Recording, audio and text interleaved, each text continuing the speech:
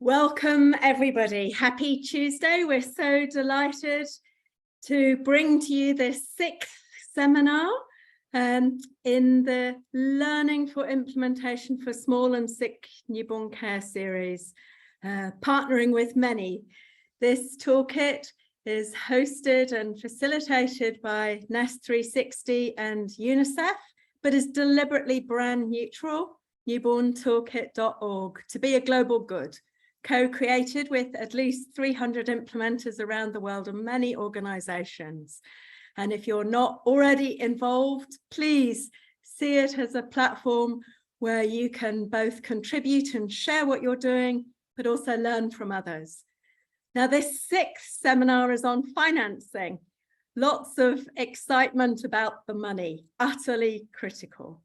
The next one, a month from now, will be on floor plans, really critical, and a major driver of the need for more money for small and sick newborn care.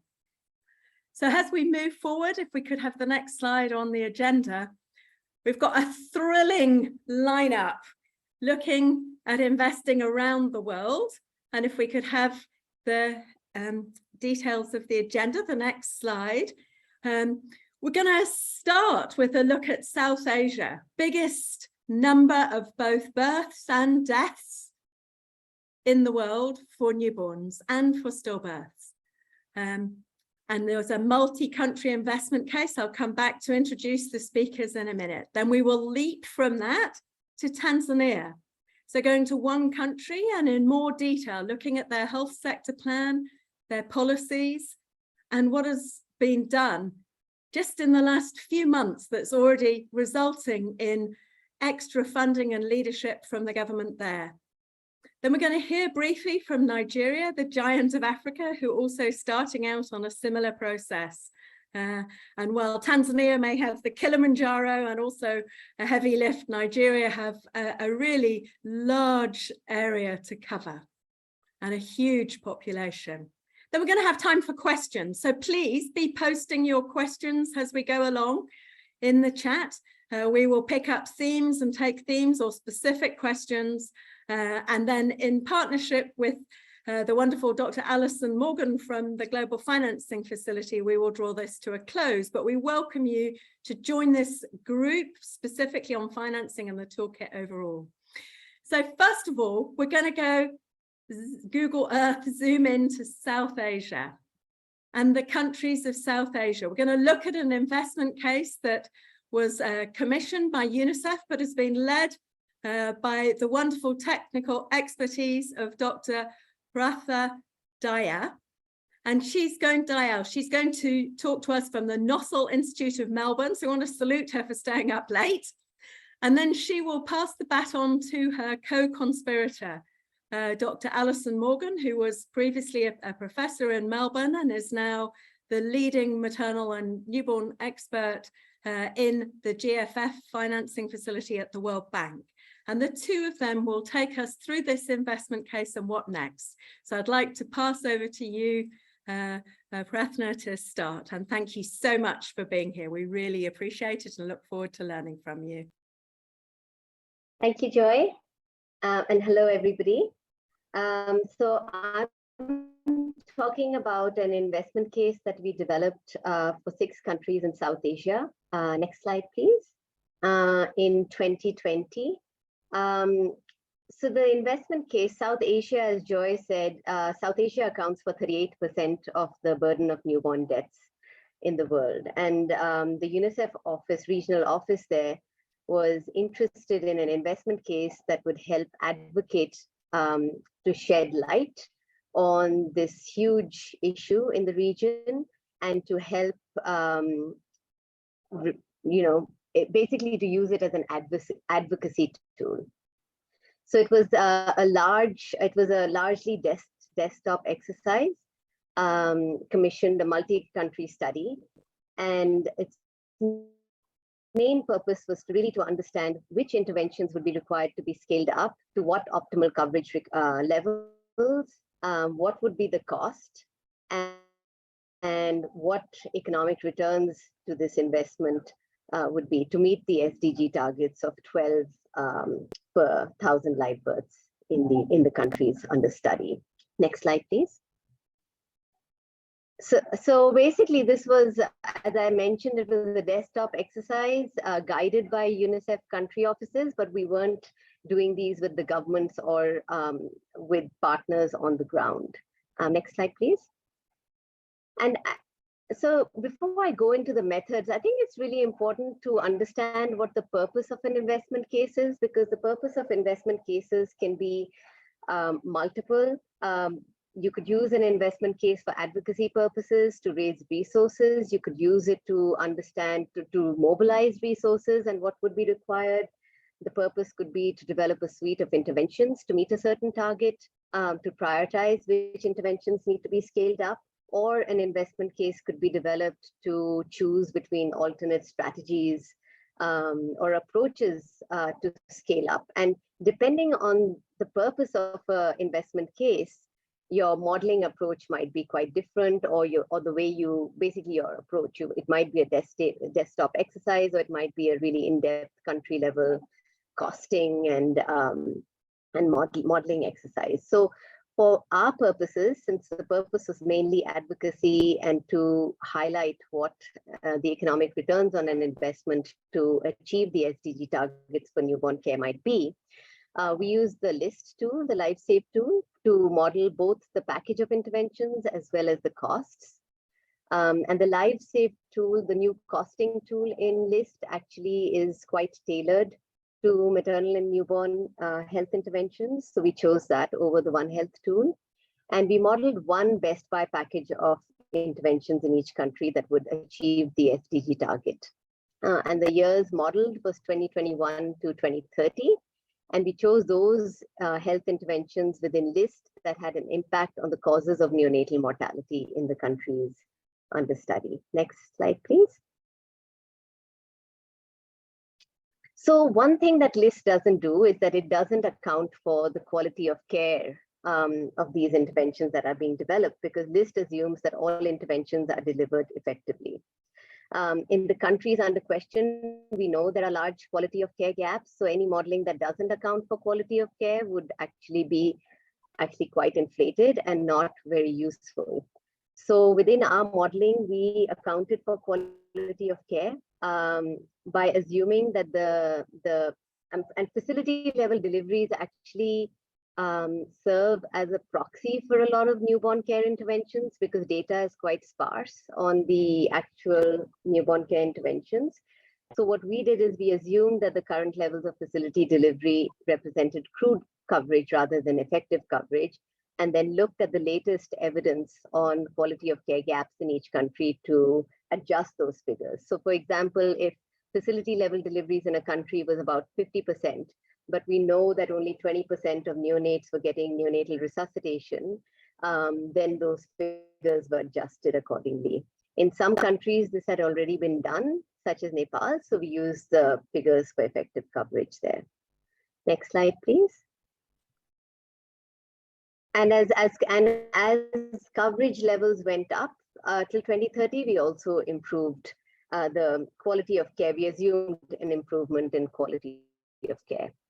So LIST assumes ingredient-based costing, and the costing components included in the LIST costing tool are drugs and supplies, logistics and wastage, personnel, and outpatient visits and inpatient day costs. And LIST has already default variables in there, which are regional or global level variables, but we adjusted those based on guidance from UNICEF country offices wherever possible. Next slide. And one of the reasons we actually used the LIST costing tool is because it also, because this was a desk-based exercise and we weren't doing actual on-the-ground costings of health system strategies, the LIST costing tool has applied in what they call above service delivery costs to account for these health system and programmatic costs. Next slide, please. I just want to show you a breakup of the kind of what's included in the 15% loading that's there.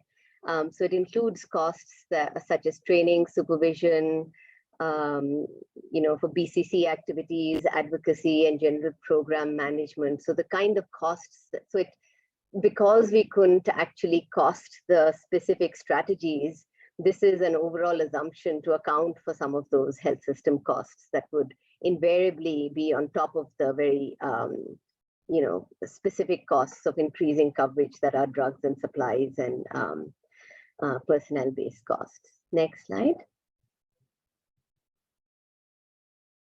So just wanted to highlight this caveat that what we modeled was what was needed for these countries to get to the SDG targets by 2030. We didn't model how they would actually get there. So country-specific approaches or strategies to increase coverage levels of those interventions was outside the scope of the study, and that would have to be worked out at a country level. And so those we included as best as we could the sort of overall costs by including those loadings, but we haven't actually recommended the context-specific strategies available. Next slide. So for the to estimate the returns on investment, we use benefit cost ratios. And basically, this is an estimate of how many dollars will you get in return for each dollar that you invest in scaling up neonatal care. We use the reference case guidelines that were published in 2019, which actually which is an attempt to standardize these economic evaluations in low and middle income countries. Guidelines have been available for high income country settings, but they haven't traditionally been available for low and middle income countries. So this was an attempt to provide guidance and to help move towards being able to compare apples with apples rather than, because everybody makes different assumptions, and the criticism has been that it's very hard to compare BCRs for different prioritization exercises if the assumptions are not standardized. So this methodology recommends that we use the value of statistical life approach. And what VSL really is, it's basically willingness to pay. It's willingness to pay in exchange for achieving reductions in risk of mortality, and it assumes both pecuniary benefits as well as non-pecuniary. So it assumes all the sort of productivity benefits and future incomes within that willingness to pay assumption. Next slide. So we started this exercise at the end of 2019, and then the COVID-19 pandemic hit. So we readjusted a lot of the modeling parameters to ensure that we were in whatever way we could. We didn't have very good information, but we were making conservative estimates, assumptions about health system costs and baseline coverage. So we assumed, so I'm going to just go through, I'm not going to go through this in the interest of time, but we made some very conservative estimates. Next slide, please. Okay, so the results, next slide. So what was interesting is in the package of interventions that we modeled for the countries to achieve the SDG target, none of the countries would be able to achieve the targets without substantial scaling up of care for small and sick newborns. So case management of premature babies and babies with sepsis and pneumonia consistently came up in the top 5 highest impact interventions in each of the countries modeled, and so did improving quality of care for these interventions. Next slide, please. So what was interesting is that the countries can achieve the SDG targets by 2030, but for some countries this meant very high rates, annual rates of reduction in the newborn mortality and very high coverage levels for a lot of the interventions. In some cases up to 90–95% coverage levels. So we did find, even with the very conservative estimates that we used, there were positive economic returns to this investment in every country that we studied, and that it ranged from $2 in Afghanistan to $17 in Bhutan. And to give you an idea of the costs that this came with, The cost range from $500,000 US in Bhutan to over $2,700 million a year in India. But we tried to present it in terms of what this meant in terms of the increase in the annual expenditure as a percentage of current health expenditures in 2021. So as you can see, again, this ranges from about a 1% increase in Bhutan to about an 8% increase in countries like Afghanistan and Pakistan. And this is really because they have very high baseline NMR at the moment in these countries. Next slide. I'm going to hand over to Alison to just close our presentation with some thoughts. Thanks, Pratna, and welcome everybody. It's great to be part of this webinar today. This was work I did, was part of before leaving the NOSL, and so it's exciting to see it get this exposure. And I think that those important points that Pratna meant, that this was an advocacy exercise, and it was, could it be done, and is it, you know, is there a positive, you know, in terms of money returns in investing in the care of newborns to scale up to reach the SDG target? And I think some of the takeaways are that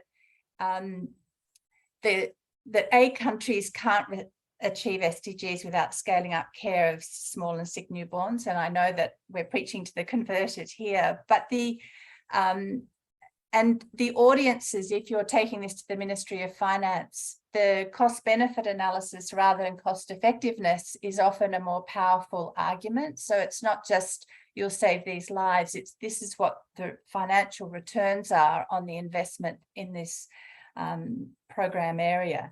But I think, you know, we want to add that caution that some of the things that aren't in this modelling, for instance, investing in family planning, which would reduce newborn mortality significantly, were excluded because it was so focused on newborn care. So there is the cautionary tale also around what the scope of investment case, and it comes back to that first point of Pratna's, that knowing the purpose for which you're doing this work is really important, because in some countries it might be more relevant as we come on in the next session to look more, focus more on what are the costings involved and where is the resource mobilization, how will the money be raised.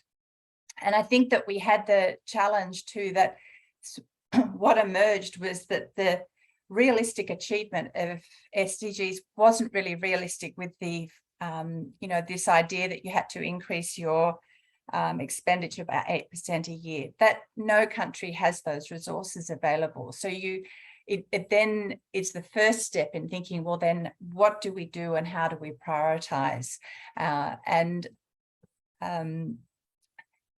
We've also got to recognize that when you look at one single issue, like newborn care, for ministries of health, they'll immediately come back to you and say, well, what about the return on investing in NCDs or other areas? So always bear that in mind, that while we are all very convinced about the importance of investing in newborn care, we have to put it in a system focus to understand what governments are grappling with, which is that they, you know, they are constrained in their resources and have to make really difficult decisions.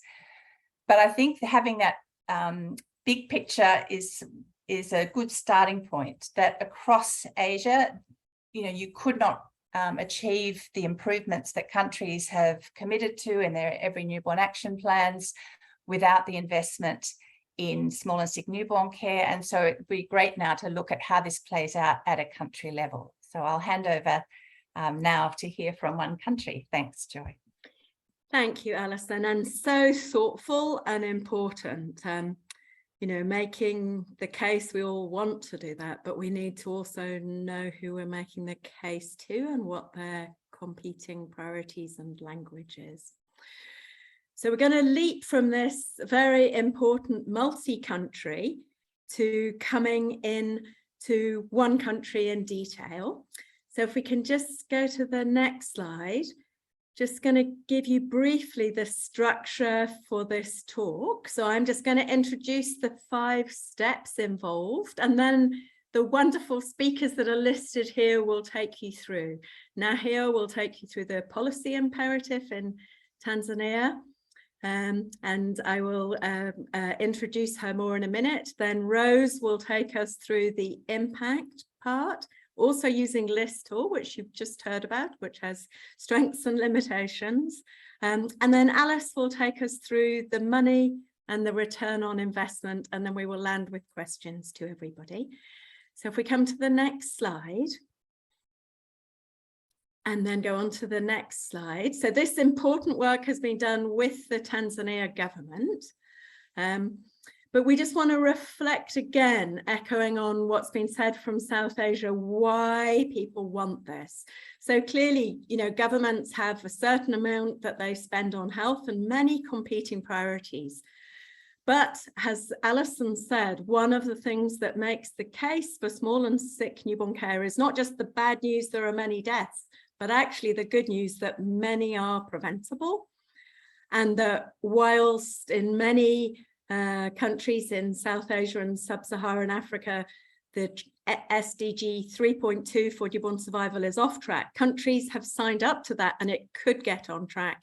But to do that, we must have actual effective coverage of small and sick newborn care, not just having the ingredients there, but achieving higher coverage of those higher impact interventions, including CPAP, which takes the whole system and does take a pivot. It's not happening at the moment. And we probably undersell the gains, because the gains are not just the deaths in the first 28 days of life, there are also deaths after that, and also lifelong disability. So if you change both the survival and the thriving of a newborn, that's a lifelong change. So the return on investment is much bigger. So here we have an investment case, but how do we, who are often, you know, more from the technical or clinical or program side, make that case to economists and particularly to the decision makers in other parts of government, finance and the president's office? So if we go to the next slide, we've really been grappling with this. So this is an every newborn global good. We want to have an investment case, which isn't a vertical standalone one. It's very much based on your country government imperatives. So starting from step 1, looking at those, based on data to make the case, the impact, which is really one of the strongest points that we have for small and sick newborn care. The bad news with lots of deaths, but the good news is the potential for impact. The planning and costing, and how do we do that in a way that makes sense with setup costs, which may sometimes come from others, and running costs, which need to be included in government budget impact analysis. And then this 4th step on the return on investment and impact on the government budget. And then finally, where does that go? So it's not all going to go to one funder. The government should lead it, but maybe there are particular places, you know, the devices may be funded by somebody differently, and surprisingly turn out to be not a major expense, particularly when you look at this in amortized cost over 5 years. So this is exciting. It's work in progress. We wanted to share with you the work in progress. We also want to say that the tools are going to be on the toolkit as we go forward. And we're going to hand to the team. So first of all, Dr. Nahia Salim, who is the head of pediatrics in Muhimbili, a wonderful leader for newborn care in Tanzania and beyond, and working very closely with the government. Then she will pass to Rose Kamau, who is a health economist based in Kenya. And she will pass then to her colleague, Alice Torres, who's also a health economist based in Kenya. And they've both done amazing work on this. So I'm going to pass over to the team, starting with Nahia. Thank you, Professor Joy. Hi, everyone. Next slide, please. Just to highlight what is happening in Tanzania, as Professor Joy said, it is very important for the government to commit, so that you have a commitment of your government. but also have policies and guidelines in place which can guide us through the process. So yes, in Tanzania, we're still fighting for neonatal death, and each year we have more than 42,000 dying. And the government of Tanzania and Zanzibar are committed for this newborn health. And we have plans, policies, and guidelines to respond to the global targets. We nationally work towards achieving sustainable development goals by 2030, but also we are targeting by 2025 to have at least 15 deaths per 1,000 live births. And current neonatal mortality rate is standing around 20 per 1,000 live births. And in terms of coverage, we want by 2025 to align with the Every Newborn Action Plan Target 4. And we are talking about coverage of 80% of our districts to have care for the small and sick newborns. And this means a total of around 146 districts out of the total of 184 in Tanzania. And we are talking about 25 regions.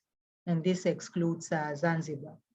And we have recently launched our strategic plans, and this includes One Plan 3, which covers the year 2021, 2022 up to 2025, 2026. And the focus of this One Plan 3 is more of targeting newborn mortality, but also improving quality of care. And on top of that, we have launched in late 2019 our national neonatal care guideline and establishment of neonatal care units. And this is a guideline which is currently utilized to train all the healthcare workers within Tanzania in a harmonized way, led by the Nest 360 program. So with this, we also need to create some plans and standards. So we are working closely with the Ministry of Health to finalize our national neonatal floor plans. And this covers districts and regional levels with costing of two options, whether to build new ones or to renovate the existing ones. We are also working with the medical store department to harmonize the device list and agree on this, but also adopting the human resource ratio of nurse baby ratio within our facilities. And currently we are based with the WHO suggested norm as we are working the local ones, because we know without nurses, without human resource, the units cannot run. Next slide, please. So this is just a slide showing the government commitment and investment. And you can see a quote on top of the slide. We need to take every opportunity we can to put newborns on the agenda. And this is Dr. Felix Bundala, the head of Newborn and Child Health, Minister of Health in Tanzania. And on your left, you see our former minister, Dr. Dorothy Gwajima, and other government officials launching NEST program at Temeke Regional Referral Hospital. This is one of the NEST facility, and this was in 2021. And on your right top, you see one of the facility of NEST, Amana, before renovation and after renovation. And all the renovations account for infection prevention floor plans, and we emphasize on this towards all the steps of renovation or new constructions. And sharing our experience, for example, in Temeke Regional Referral Hospital, as we renovated and restructured the unit, we see an increase in bed capacity from 20 to 70 beds, but also we see commitment increasing within the facility management, but also the government as a whole. For example, the number of newborns, the nurses allocated to the newborn unit increased from 11 to 25, but also we had none of biomedical engineers in the facility. And currently we have 5 employed, some are under contract, and 1 dedicated biomedical engineer to the neonatal unit. So yes, the government commitment is there, and we need to mobilize partners and utilize our data to catalyze the momentum towards quality care for our newborns. Alice, to you. Thank you, Dr. Nahia. So our second step was to estimate the potential health impact or benefits of investing in small and sick newborn care.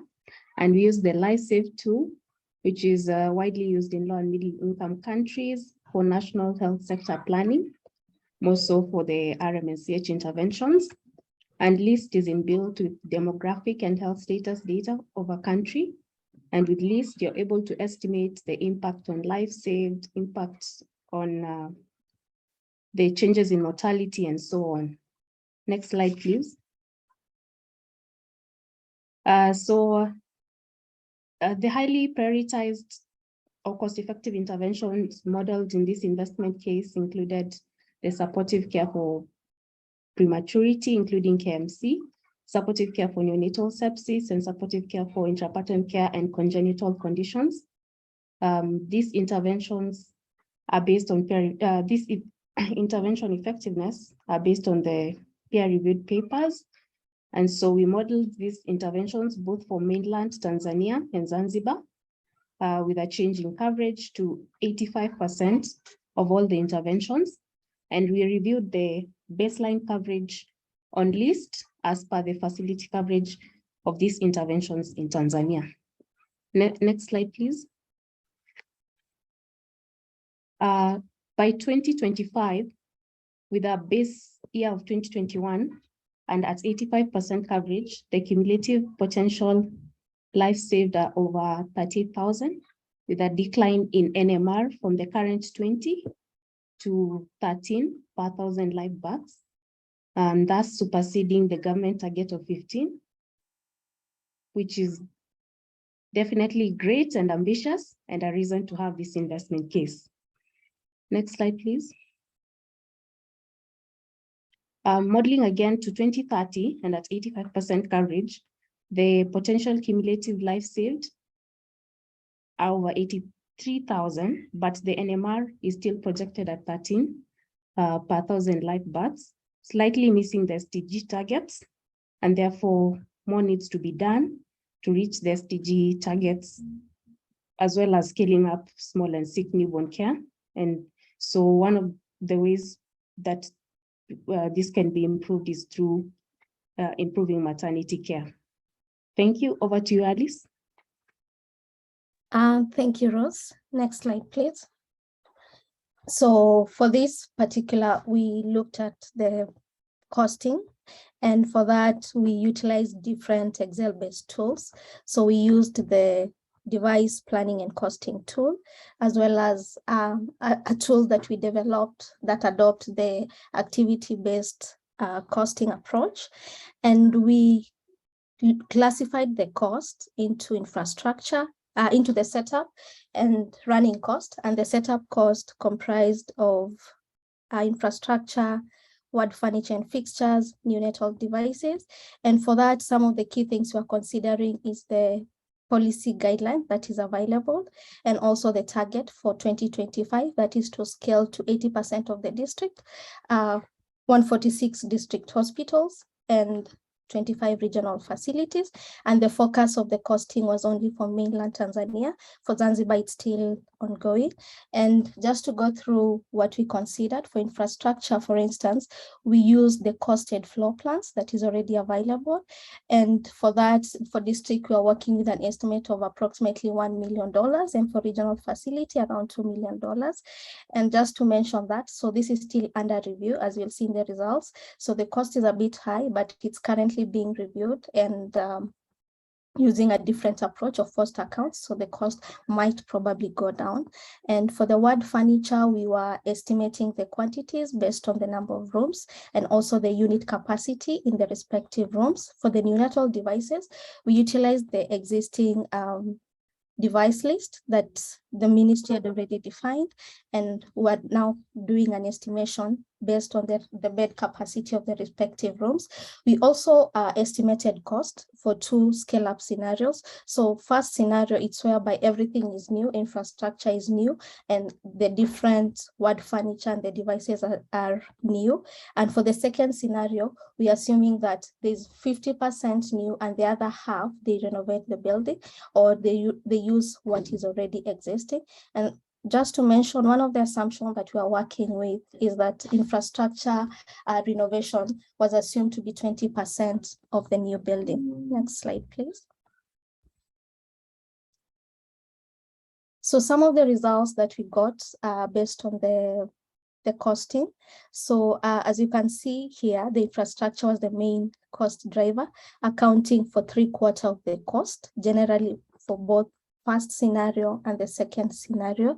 But then if you amortize that, the cost is quite low, even lower than the running costs, for instance, the human resource. And the devices were quite affordable. As you can see, the cost of having all the new devices in the country was approximately $14 million.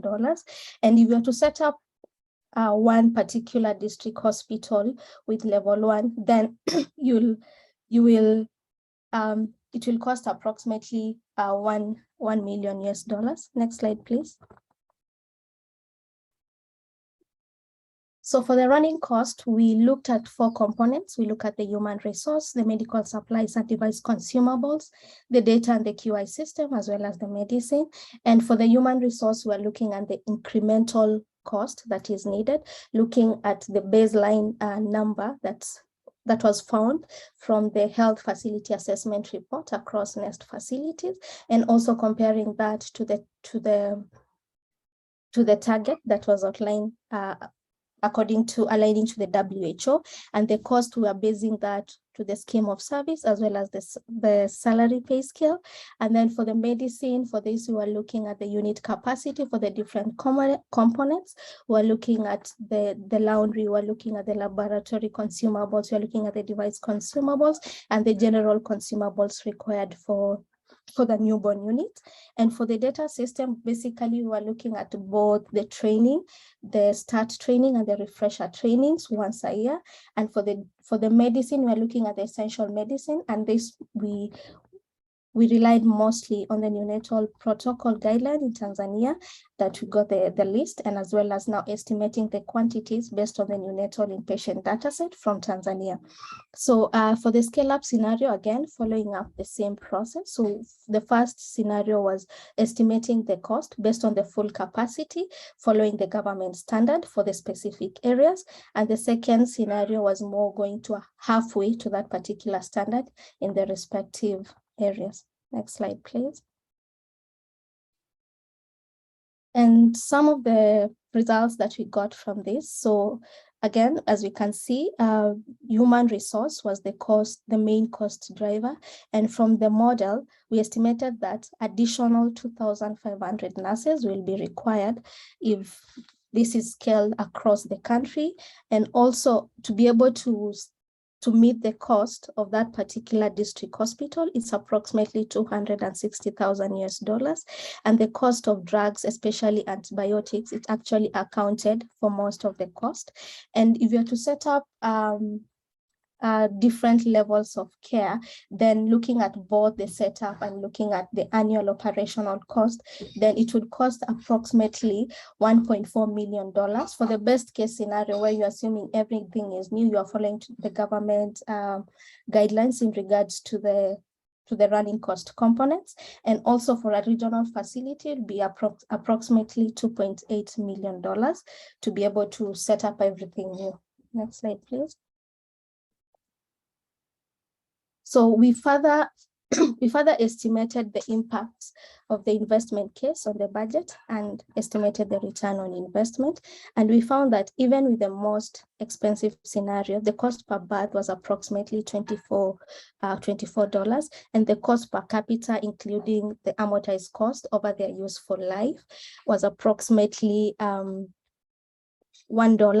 And even for the best case scenario, around 87% once that is excluded. And also looking at the government expenditure, the increase is quite affordable at only 2.4% annually. And the return of investment analysis showed that a potential gain of $32 for every dollar invested in the small and sick newborn. So this actually shows that the return is if the return is high, if the investment is timely. However, this is based on the first scenario where we're assuming that everything is new and we are following the government guidelines. And once that, in the next, probably the analysis is to be able to do a sensitivity analysis, to be able to also look at the different options. Next slide. So for the financing and implementation, so in regards to this, we looked at the different, so this is still ongoing, having estimated the cost. Then the next step is actually to be able to look at the country on how they can now get there, having known how much it costs and the potential impact it has, looking at the different financing opportunities that the investment case can be sold to, including the government, the bilaterals, the foundation, and even the private sectors, and also outlining the plans to scale up and the timelines that are quite feasible. Next slide, please. So I'll pass to Dr. Naya to take us through the next steps in Tanzania and the exciting uptake by the government. Thank you, Rose. In Tanzania, for example, we are aiming to have coverage of 80% of our districts to have at least level 2 plus one unit within a region or a district. So we aim for high quality newborn care, but we want it to be linked with maternal care within these districts and regional hospital by 2025. And with the increased efforts to increase the numbers of neonatal units, the government, specifically in mainland, have already committed to 10 million United States dollars and wants to transform 100 district hospitals to have newborn care units. So this is a huge investment. And you see, if we want things to be done, we need to convince the government, but also collaborate other partners to be in the same level. And actually, the Ministry of Health in Tanzania is doing this by calling all the partners so that we have a harmonized one plan so that we reach our targets as a team. As well as the Zanzibar government, in Zanzibar, things are moving so fast, and they currently have 7 functional hospitals, but they are constructing new hospitals, 11 new hospitals, and this includes 1 new regional hospital in Unguja. And all of these will be facilitating and supporting neonatal care. And we are working closely with them to support them through the process of integrating neonatal care units within the system to provide quality care to these newborns. But also we are working with other partners, other investing programs, for example, Safer Birth Band of Care, where this program is working towards improvement in the maternal care, but also linking with referral system to facilitate community to facility, but also facility to facility referral systems through the M-Mama program. And we are planning to work together to scale up these programs as a nation. And we are looking forward to have this investment case being written as and shared this as a government document, but also peer review paper. So what this entails to other countries, there's a lot of learnings in the process. And as you see, the list tool is upgraded, and it can be used by other countries. We are also preparing the Excel-based costing, which will be simplified and refined in Nigeria, and which can also be a toolkit which can be shared, and planning to link into One Health and other relevant tools. And just to say that the process is feasible in few months, led by the government with analytical support. Thank you all, and we welcome your ideas and suggestions.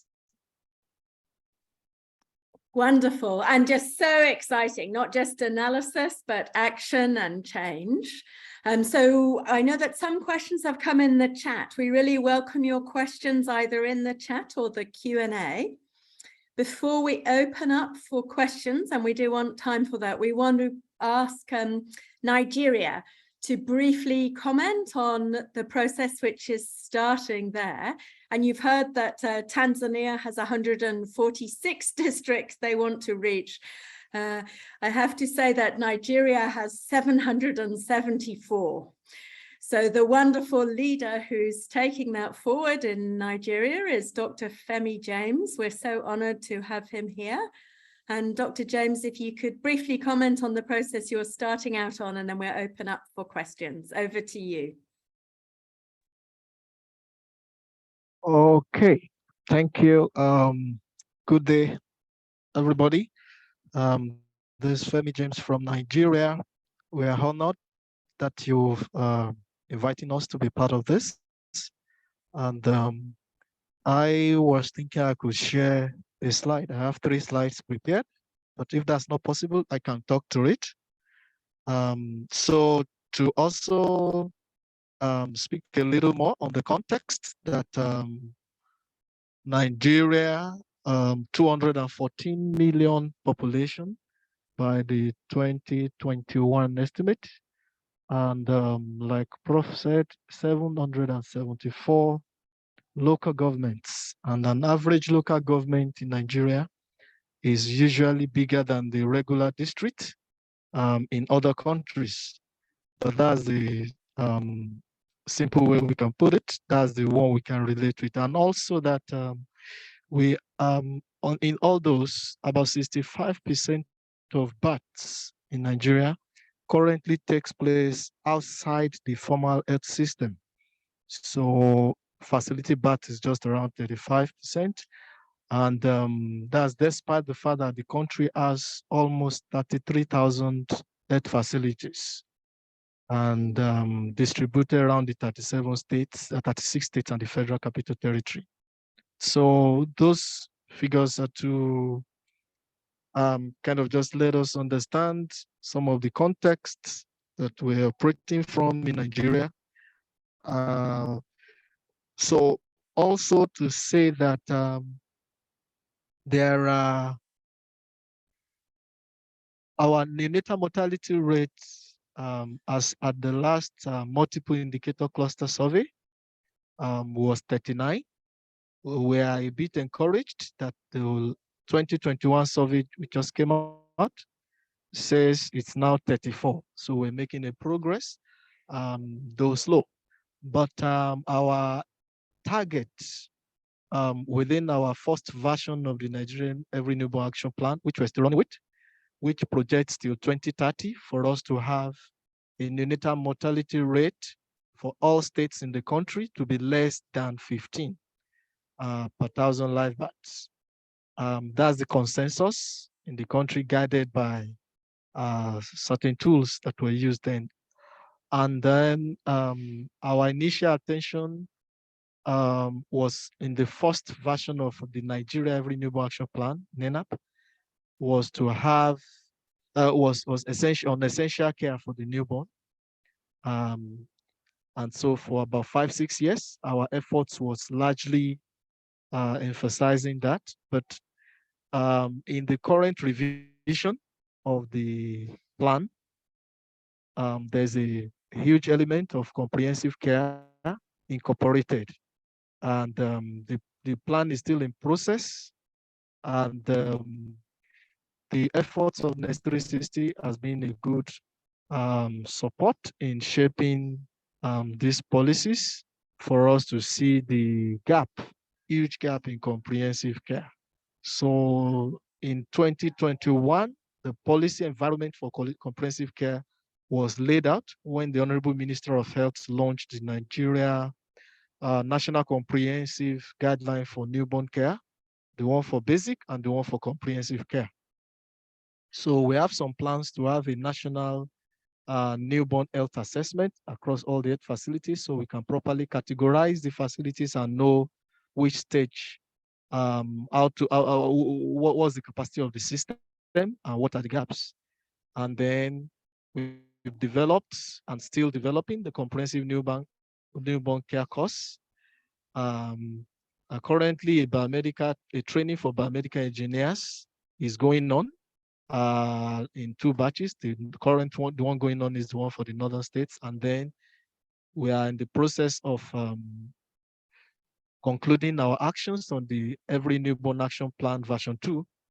And that we also received good support from the Nest 360 team, the component, especially the London School of Health and Tropical Medicine, helping us with costing of the NENAP. So I need to make this statement that in the past, there have been some investment cases developed that cover newborn, though not specifically for newborn, but that has newborn embedded in it, either as MNH, as we see in the quality of care strategies, or as a component of MNCH, as we see in the 2007 MNCH strategy that Nigeria ran, or in RAMCA,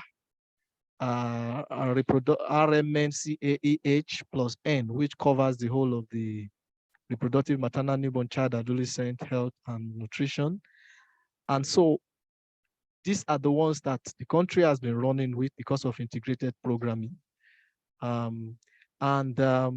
What we observed is that most of the time the newborn usually get lost in the implementation of these plans. Investment cases are built, well written, used for advocacy purposes. Resources are usually mobilized, deployed. At the implementation stage, the other programs seem to have mastered the act of swallowing newborn up. I need to say this because we have decided as a country that we're going to be running integrated programs, but we also, those of us in the newborn space, also realize the risk we run in that. One of the clear caution that we are sounding to ourselves, there is the word CMONC, Comprehensive Emergency Obstetric and Newborn Care.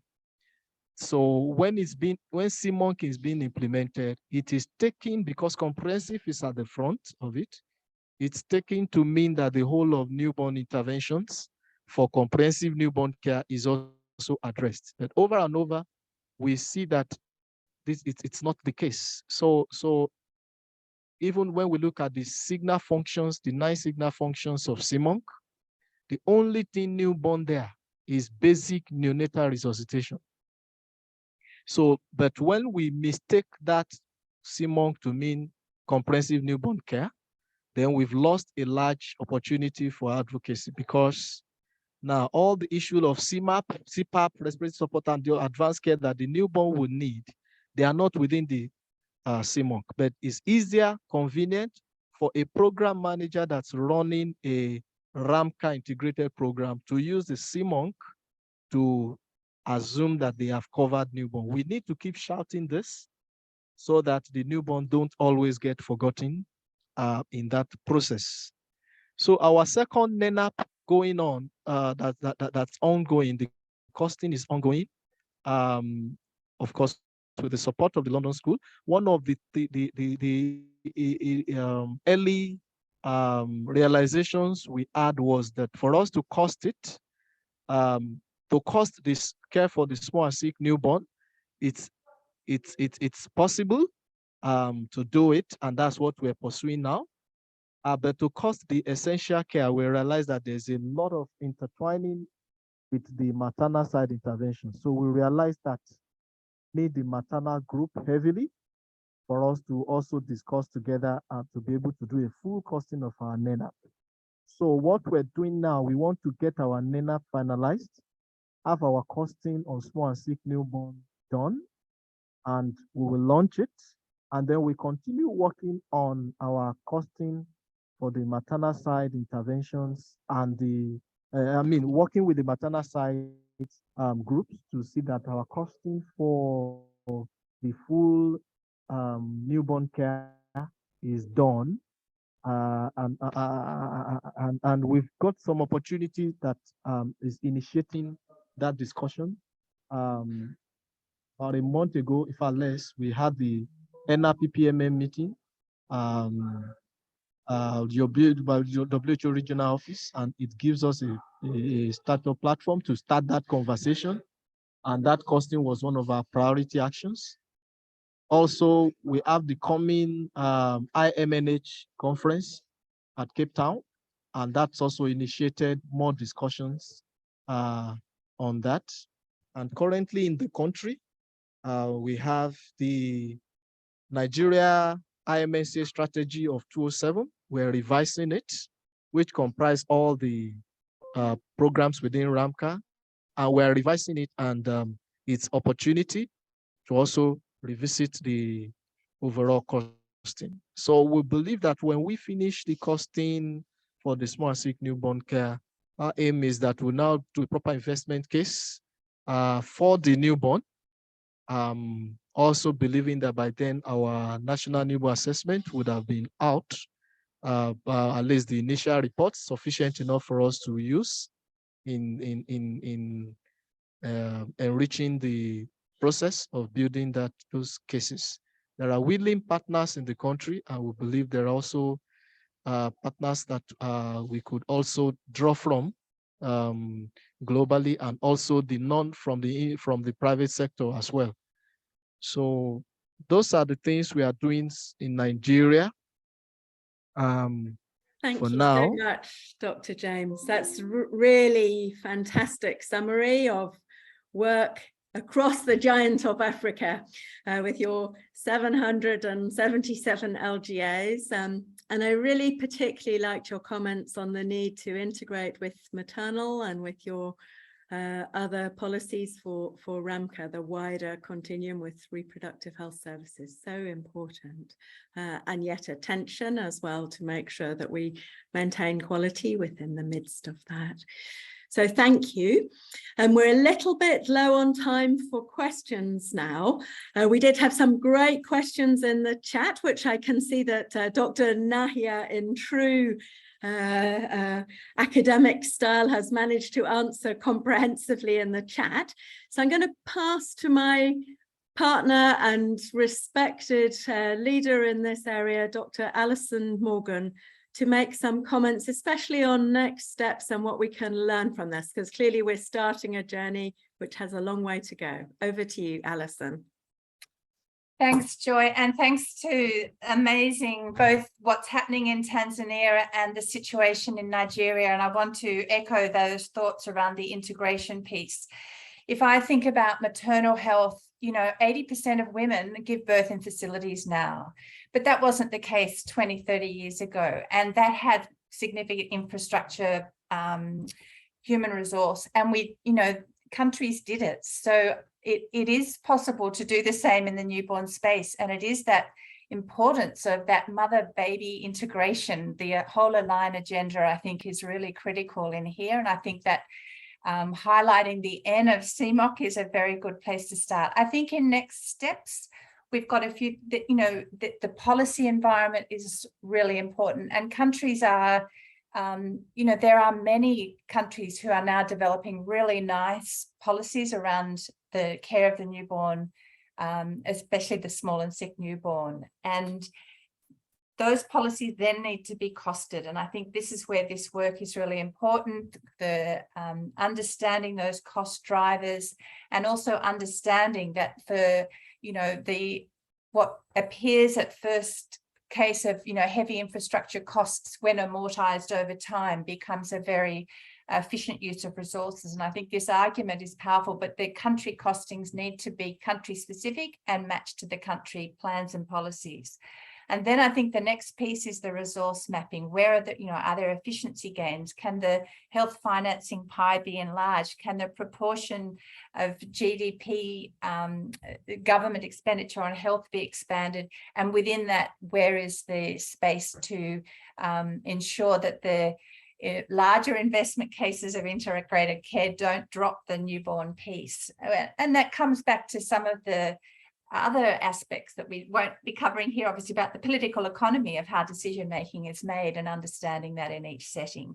And then finally, the implementation piece. you've got the plans, you know what it costs in your context for your particular country targets, and then you've got the resource mapping, and then the ensuring that we really do the work to document that implementation process and learn from each other. Thanks again to all of the presenters. Really inspiring morning or afternoon, a really inspiring webinar to hear how this area can be foregrounded, not missed out, and that there are tools and supports available to achieve particularly the target 4 of VNAP. So thank you very much. Thank you, Alison. Thank you to each of the presenters. Just so much richness, as you can see, not enough time. So what I would encourage you to do is go to the toolkit, also share your learning, suggest other webinars. You know, we can see the money is hot. We clearly need another one on the money. And to flag two things. I think none of us mentioned stillbirths, and I think they're even less mentioned and more lost in investment cases. So I think this is critical for us to be thinking about. And then languages. So Francophone, particularly Francophone West Africa, is left behind, and we were honoured to have Prof. Ndai on this call.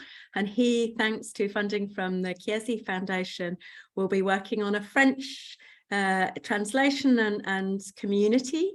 So really, please do share this in your networks with French colleagues.